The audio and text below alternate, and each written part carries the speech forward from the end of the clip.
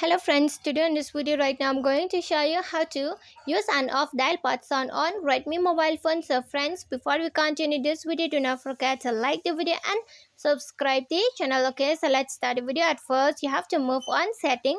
After that you have to scroll down. Okay, just keep scrolling and here you are going to find this sound and vibration option. Just click on sound and vibration.